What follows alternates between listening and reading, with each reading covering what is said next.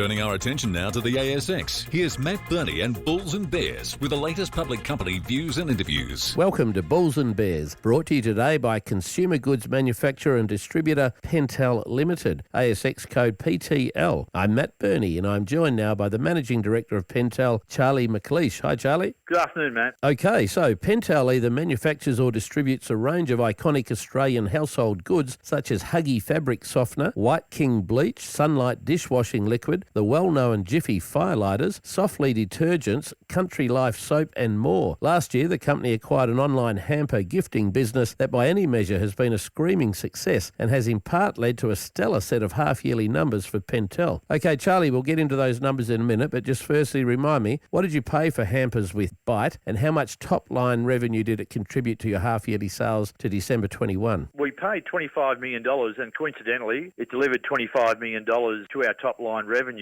which was approximately exactly the same amount that we achieved the previous 12 months. Okay, so why? Why did it have such a profound increase in sales post the takeover? What drove that increase, do you think? Increase in advertising and marketing spend. Okay, so I want to run through your half-yearly figures to December with some rapid-fire questions. So firstly, what did you turn over for the half-year and how did that number compare to the same prior half-year? We turned over 66.3 million compared to 64.6 the previous year, so up 1.7 million. And what was your EBIT for the half-year to December and how did that compare to the previous half-year? Our EBIT was 7.5 compared to the previous year of 4.2, so a 3.3 million increase. And what about the all-important net profit after tax for the half-year? How did that compare to the same period last year? We came in at 5.3 against 2.9 the previous year, so an increase of 2.4 million. Okay, now what guidance, if any, have you got in the market for the full year ending in June this year? Our guidance at this stage is 10.5 to 11 mil at year end. That's EBIT? That's EBIT, yes.